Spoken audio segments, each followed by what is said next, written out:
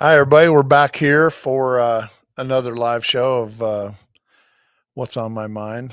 Like I said in all the previous episodes, I keep a list of all the things that are on my mind, things that piss me off, things that make me happy, news that I want to share with everybody. Uh, there's a lot going on in the world. I try to keep our topics in the outdoor space, whether it's hunting, fishing, shooting sports. Sometimes I delve over into the politics side of things. Sometimes hunting and fishing and politics all kind of bleed over into each other. And the first thing I'm going to talk to you about is going to make everybody happy, unless you live in California, New York, New Jersey, some of those states that don't allow suppressors. But I got some really good news for people who don't live in the ultra restrictive states that suck. Um, and then I'm going to talk to you about a topic that's some people are going to look at and say, dang, that makes sense. And some of you are going to be pissed off at me. Just for bringing it up. You're gonna be pissed off at me. It's not that I'm taking a side or another, but I'm going to make an argument for something because I want us to have civil discourse and an open dialogue and discussion about something that there's part of me that agrees with. So let's start first and foremost with suppressors. All right. Right here, I got my case, my GPM case. This is a suppressor that we worked with Grant Precision to, I don't want to say design because it was their design, but I influenced them on making it smaller. Anyway, the suppressor is this nice little two-piece design. It's super simple, aluminum monocore, titanium sleeve, Cerakoted finish. I mean, this is super durable. It's got the main bottom, and then there's two adapters. One's half 28, and the other one's 5/8 24 thread. Basically, it'll cover about 90% of the firearms out there on the market today, probably 99% of the new guns coming on market. Why do I tell you about that suppressor? Well, it's because things have been changing. Like 4 or 5 years ago, it was like a year and a half, a year, 9 months. I mean, if you got a suppressor in 9 months, you're like, holy crap, I got my suppressor in 9 months. Can you believe it? Now, you know, we're like 2 to 7 days. Travis in our office just got his in 2 days. My buddy Fred, he got one in 2 days. I had a guy call and tell me he got his in 24 hours. When your suppressor stamp comes in the email to you, you just walk into the SOT dealer and pick it up. Nothing more to do. Once you do your Form 4 application, it's done. And, for the last 3 years, it's been slowly getting faster and faster. It went from like a year and a half to a year to like 9 months, then 7 months. And then you heard rumors of people getting them in like 90 days. Like a year ago, I heard about people getting them in like 90 to 120 days. I thought, man, things are getting good. E-Forms, this new system that the ATF came out with called E-Forms, is far more streamlined. It's a lot more efficient. And they've just worked all the bugs out of it finally. And I'm not saying all of the SOT dealers and their applications through the eForm system work the same. They don't. I will tell you right now, the fastest applications, bar none, are the ones that are going through the silencer shop kiosk dealers. And what's the difference between a kiosk dealer and someone else? If you go to a regular SOT, which is a suppressor dealer, an FFL with an SOT where you can buy a suppressor, you have to go to the police station and get fingerprinted, and they give you the card. And then you go have that converted to what's called an EFT format. And that's the format to be uploaded. And then you got to go get a passport photo taken, and you have to scan that in and upload that. And all of that goes in with your Form 4 application. So there's all those pain in the ass things that you have to do. Whereas if you go to the silencer shop kiosk dealers, and I'm not sponsored by Silencer Shop or anything like that. They don't pay me a penny to say this. I'm just straight up telling you fact. If you're buying a suppressor, go to the Silencer Shop website, go to their map, seek out a dealer. It'll give you all their dealers. Then look for the dealers that have the thumbprint next to them. The thumbprint means they have the kiosk. The kiosk will take your picture and your fingerprints, and you do your Form 4 right there at the computer. It's all in one stop, and it goes in right there. And a couple days later, you get your stamp. And if it takes 2 to 7 days now, that is so fast, it's ridiculous. I'm excited about that. If it takes 2 or 3 months, you probably got caught with a truckload of weed or cocaine when you were a teenager, and there's a little something on your record in the history, and they got to look at it a little bit closer before they approve it. But if you can own a firearm, if you can legally purchase a firearm, you can legally purchase a suppressor. It's just an NFA item, so that you're going to go through the Form 4 application with the BATFE. It's super simple. 2 to 7 days, people. There is no reason why anyone, and I mean anyone, would not have a suppressor now. I mean, You can't give me a drawback to why you wouldn't have a suppressor other than you live in one of those states, like I said, California, New York, Illinois, New Jersey, oh, Massachusetts, I think is one. Anyway, there's states where it's not legal, but in all the rest of the states, the free world, if you don't have a suppressor on your rifle, I'd love to know why. You know, you can't really, it doesn't reduce your velocity. We've already tested and proven that. It reduces recoil as much as a muzzle brake if you buy a good suppressor. It reduces muzzle jump. It reduces noise flinch. It improves your barrel harmonics. Your rifle's typically more accurate with a suppressor on it. I mean, the list goes on and on for me. There is no reason not to have a suppressor. And I wouldn't go buying a suppressor that's like this long. And I'm not into big suppressors. I like short suppressors. That's why the Adventure Hunter suppressor was designed at like 6.5 inches long. It's like 10 ounces in weight. After you take off a 2-ounce muzzle brake, it's a net 8-ounce gain on the end of your barrel. And with rifles today, most of the rifles with faster burning powders are like 20, 22-inch barrels. I mean, you add a 6.5-inch suppressor on the end of that, you're at like a 28-inch barrel on your gun. I mean, it's not that much longer. And the benefits far outweigh the negatives. And now that you can get one in like 2 to 7 days, please buy suppressors, save your hearing, be more accurate, less impact on wildlife. I've had people miss an elk or a deer, and the animal's like, what was that? Chamber another one, send it, get it downrange. I mean, we're talking about some pretty cool things happening today, and suppressors just happen to be one of them. And I urge everyone to seriously consider it. I'd love to know everybody's thoughts on suppressors. If you live in, like I said, if you live in one of the commie states where you can't, I shouldn't call them commie states. That's just not cool. Look, we're all Americans. Just some states have shitty rules, and we'll leave it at that. But if you happen to live in one of those states, I get it. There's a reason why you don't have a suppressor and you don't go buy one, and I'm sorry. But for those of you who live in the states where they're permitted, if you don't have one or you're against one, I want to know why. I want to know why you're not getting a suppressor for your rifle. Now, granted, some rifles are older and they aren't threaded and you don't want to ruin the barrel and whatnot. Okay, there's some reasons there. But if you have a gun that has a removable muzzle brake, put a can on that baby and let's send it. There's no downside to suppressors. I promise you. I want to know your feedback on that. Excuse me. Hold on one second. Can I get that bottle of water over there? Got to call on the production staff here to help me out. Been a long day in the office, chatting with hunters and fishermen and doing projects and whatnot. And I haven't taken the time to hydrate properly. So definitely hydrate. All right. Now, the topic that's going to piss some of you off. And look, I'm as staunch of a Second Amendment rights guy as anybody. I mean, I'll go to my grave fighting for the Second Amendment. And as far as I'm concerned, the Second Amendment protects the First Amendment, and I don't give an inch on that. Okay, not an inch. I have a Class 3 SOT. I can have automatic weapons, suppressors, you name it. I basically have no restrictions on me, and I believe that if you're a law-abiding citizen, there ought to be a path to owning the firearm that you want. However, I'm going to go one step further on that. And there's a word that I want to add, and that is if you're a law-abiding, responsible citizen. There's lots of people out there who don't have a criminal record that shouldn't own a firearm, and we all know them. Every one of us knows somebody that we're like, God, I hope they never buy a gun because they're morons, right? They're just not responsible people. And I'm going to gravitate toward our younger generation. There's a reason why the law says you can't buy a pistol if you're under the age of 21 in the United States. And to be honest with you, I'm pretty good with that.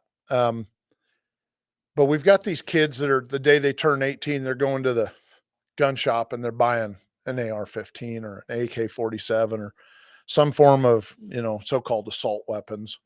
By the way, AR doesn't stand for assault rifle, stands for armalite rifle, for any of you out there that didn't know. And I have a problem with today's generation that's coming up. And there's exceptions to the rule, right? There's somebody out there listening to the show right now. It's like, my 18-year-old is mature, responsible, and he could own an AR-15. Great. Go buy it for him.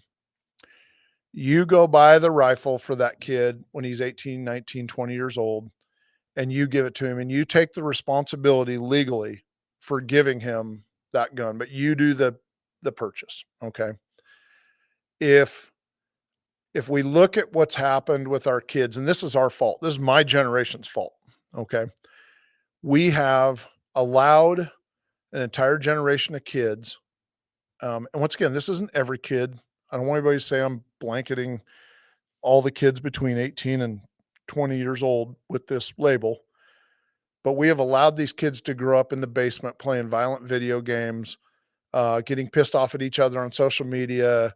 They're little social media warriors. I'm going to kick your ass. And then they get mad. And instead of being like my generation, let's meet up behind the gym and sort it out, and then go buy each other a beer afterward. No. Kids today get in a fight. One gets his ass kicked. The other one goes, gets a pistol and shoots the other one. I mean, I don't know what's going on with this generation, but it's our generation's fault for raising them that way. And I'm not going to pull any punches on that. We screwed up this generation of kids that's growing up, and it's our fault. But we need to look at what they're allowed to do. And I'm not saying this is definitely how I feel, but this is something I think about. And I want to know everyone else's thoughts on this. I seriously and sincerely want your feedback. Should 18, 19, and 20-year-olds in today's generation be allowed to go out and purchase an call it assault rifle or category of, long gun? I don't have a problem if a kid wants to go buy an over under shotgun and go trap shoot and duck hunt and whatnot, um, or a bolt action rifle for deer season. But these kids that are going out and, like the Parkland shooter, man, the kid should have never been allowed to go get a gun. He was mentally unstable. He already had, a record. He should have never been allowed to buy a gun. Just bad program there. I don't know. Like I said, I want to know what people think about waiting until you're 21 years old to buy the automatic rifles. You have to wait till you're 21 to buy a pistol anyway. I had this conversation with Ted a few years ago, Ted Nugent, and Ted was like, no, they can go in the military, they can serve, they can have a weapon. It's a little different. When you're in the military, you might be 18, 19, 20 years old with a firearm, but you are supervised by a superior officer. There is somebody older, more mature, and in charge of you. They don't just hand you a gun and tell you to go back to the barracks and screw around with it. Hell no. Those guns go back to the armory. You don't just get to run around willy-nilly with a gun because you're in the military and 18 years old. Nope. You are supervised, and that's different. Today's kids are not properly supervised on the whole. Another thing, I had somebody say the other day that those parents that their kid they bought their kid a pistol, right? They bought their kid a pistol. He was a troubled kid too. Bought him a pistol, took him to the range, taught him how to use the pistol. They did not lock that pistol up and keep it out of his hands. He went to the school, killed a bunch of kids. Let's be clear. That was negligence on the parents' behalf. They deserve to go to jail. Lock them up. There are kids who are dead. There are parents out there who never get to see their kids again. And those parents get to go to jail. I hope they lock them up for a long time and send a statement. And this is a statement to all of you out there who are parents. If your kids have unfettered access to your firearms, think real hard about that. Do you trust your child to have access to your firearms? If your answer is yes, you better be able to back that up all the way to the courthouse.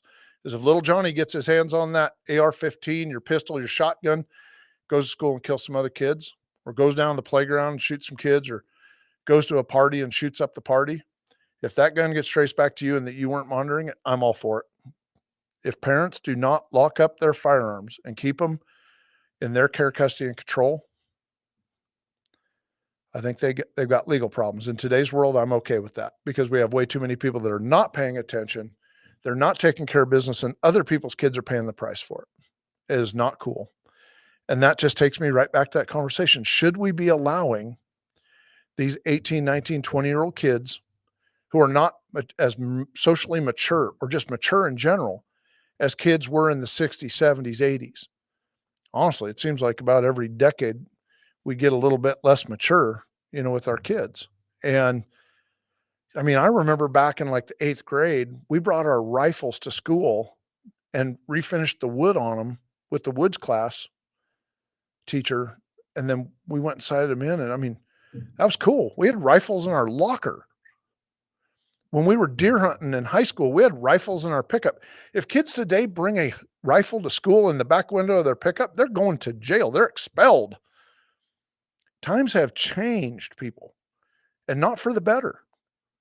Like I said, when we were kids, it never crossed my mind. I got my butt kicked. I'm going to get my gun and go get him.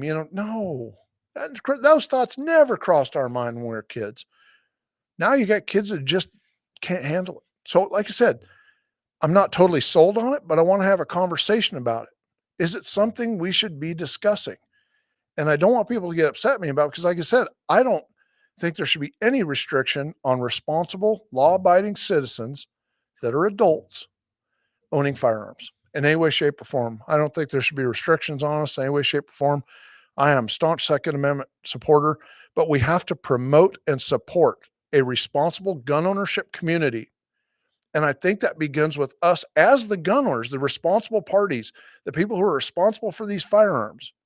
We have to take that responsibility and structure our laws and regulations and rules and make sure that we are only allowing responsible, law abiding citizens who are adults to own those firearms to support a responsible gun ownership community.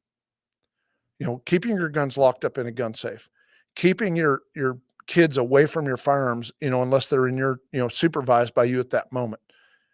I mean, like I said, times have changed. I remember being 14 years old, carrying a shotgun through the town I grew up in with my yellow lab walking next to me, walking right through the middle of town to go hit a wheat field and kill some pheasants in the middle of October. If a kid did that today, somebody's parents are getting a phone call. Times have changed. Seriously, times have changed. It's because you just feel like you can't trust that kid with a shotgun, even if he is a nice little redneck kid with his beautiful yellow lab and a couple of rooster pheasants in his hand. The cop's probably going to give him a ride home. Parents probably going to get a talking to. I'd like to think that there's some communities left in America, maybe out there in the Midwest or rural America, where the cop would drive by, honk, and give him a thumbs up. But I'm worried that those days are gone. I'm worried that that is a world that we're not going to see again. And that makes me sad, makes me real sad. And I think that as we have watched our young generation come of age and the next generation that's coming doesn't look much more promising, we have to have that conversation. It's a difficult conversation, it's a painful conversation. Should we allow 18, 19, and 20-year-olds to go in and buy high capacity automatic firearms? Once again, they can't go buy a pistol till they're 21. Why not add these automatic rifles, high capacity automatic rifles? Even if they have a 5-round mag, let's face it, you shouldn't buy an AR-15 with a 5-round mag. You're just going to go buy a 25 to 30-round mag someplace else. Um, it's I think you just got to have that conversation. Should we allow them to go buy these firearms? Hey, it's my 18th birthday. I'm going to go buy an AR-15 with my birthday money. 6 months later, he's pissed off at his girlfriend, shoots up the house. They're just not socially and emotionally responsible enough in this generation to trust them. And once again, I'm sure there's people out there listening to this right now going, well, my kid is trustworthy. My kid isn't like that. Great. He is the exception, or she is the exception to the rule. Truly the exception to the rule. Look around. Look at these kids these days. Sitting in the basement, playing video games, on social media, pissed off at the world. God, if we could only delete social media and all of those, violent video games, we'd probably have a little bit different world right now. I mean, I'm sold on that, but I don't know. I want to know your thoughts on this. And right now, I haven't seen a single comment pop up at all in the comment section over here. And that tells me either A, we don't have a lot of people listening tonight, or nobody has anything to say. But, as you guys watch this, like I said, it'll be on the platforms, YouTube and Facebook for a while. As you see this, I want to know your thoughts on this. Don't send me death threats, for Christ's sakes.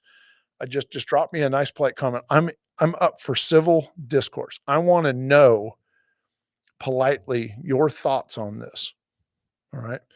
Because if we can't have civil conversation about issues like this that are affecting our community, our way of life, all of the the aspects of our outdoor and gun ownership community, if we can't have these conversations in a civil manner, it's probably just a matter of time before we lose all of our rights. And look, the Second Amendment says we can keep and bear firearms and keep a militia and stuff like that. Let me tell you how fragile that truly is. Like right now, we have the Supreme Court, and I say we, the conservative majority of the Supreme Court would never strike down the Second Amendment. But let's look down the line 30, 40 years from now. What happens if there's a liberal majority, 6-3 on the Supreme Court?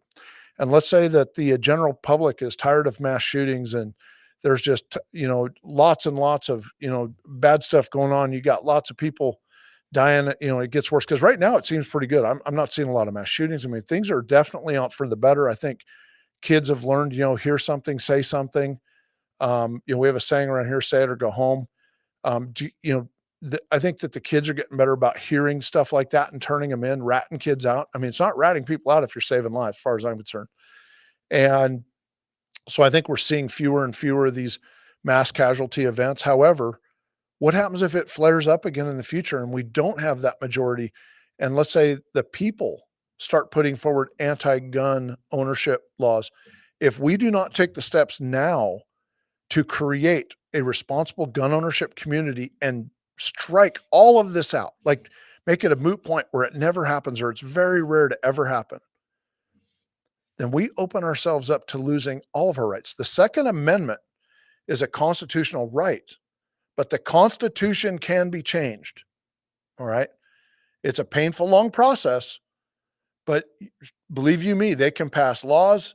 And if you get the Supreme Court going the wrong direction, I could see it happening someday. So we have to take the steps now. Our generation, right now, the people who are in America right now need to take the steps to secure our rights for all future generations going forward. So, anyway, oh, hey, we've got a comment. In age on my farm. Just need to be followed by the sellers. Yeah, I agree. And let me tell you something, like as a dealer myself, like I have an FFL. If someone comes in to see me at the office, and very few people come by to see me, but I did have a guy back when I first got the FFL that came in and asked me to order him a specific firearm. And I literally looked at this guy and I was like, no. I've had an employee that is no longer with us anymore who I quickly just learned that he wasn't stable, wasn't right.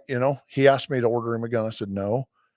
Dealers have to be willing to look themselves in the mirror at the end of the day and say, did I sell firearms to responsible law abiding citizens, whether they pass a background check or not? If you look at somebody and they're not right, or if it's a straw purchase and that they're really buying the gun for someone else and that person shouldn't own a firearm and you're an FFL dealer and you sell it to them just to make $100, shame on you.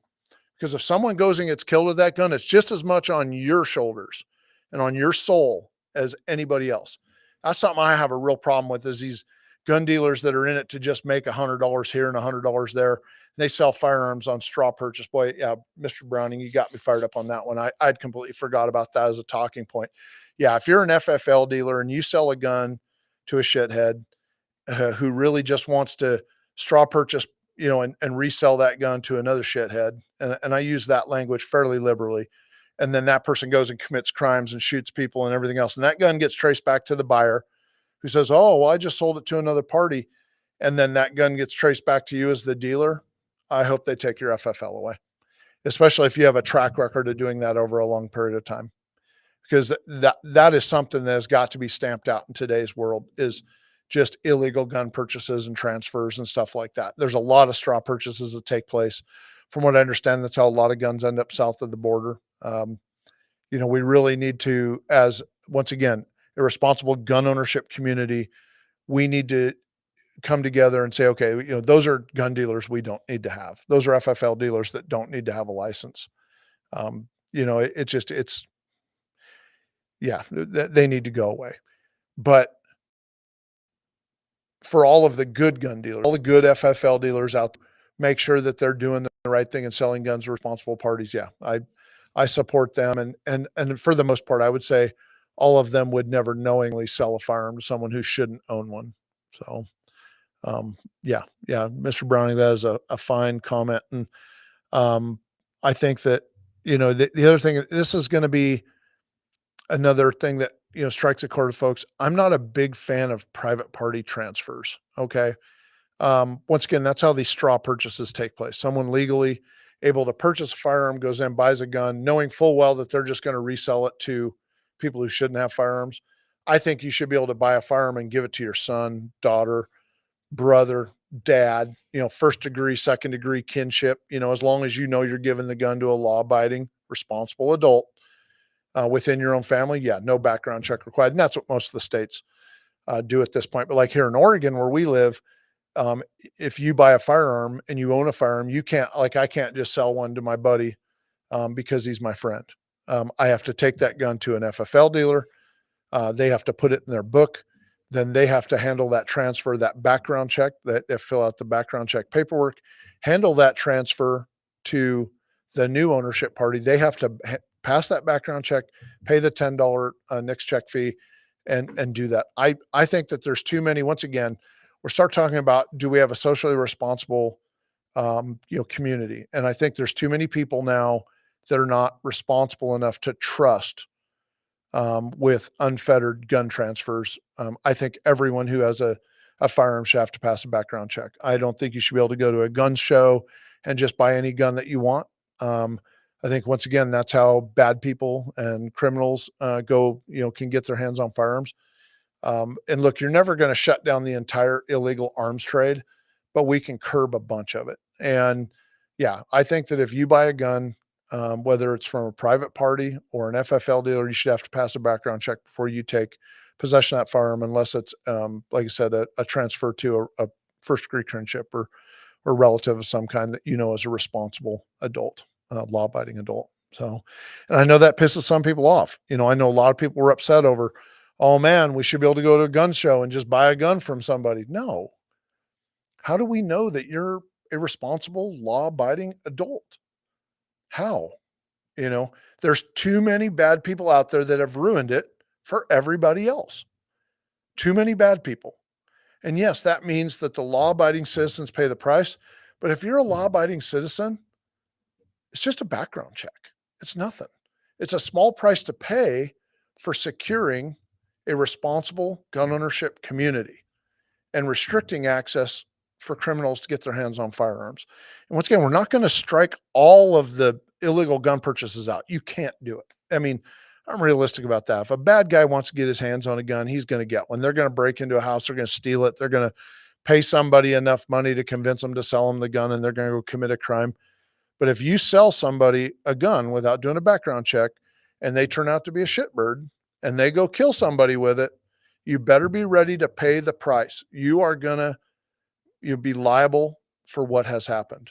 You should be liable for what has happened. So I truly believe that. And folks, it's a conversation I think we need to have. A responsible gun ownership community can only be achieved if we have these difficult conversations, civil discourse, good dialogue, and be able to all sit down at the table, voice our opinions, not get overly heated about it, and understand that there's a lot of voices and opinions at the table, and find some middle ground so that once again we can all come together and create this responsible gun ownership community. I got to wind it up here tonight. I try to keep these shows pretty short and to the point, but I want to thank my friends over at Digital Law Offices, my good friend Mike Edwards, great sponsor of Steve's Outdoor Adventures and our show and whatnot. And we've got a lot of good friends and clients that support the program, and want to thank everybody. But hey, that's all the time we got for tonight's show. We'll see you again tomorrow night on another What's on My Mind.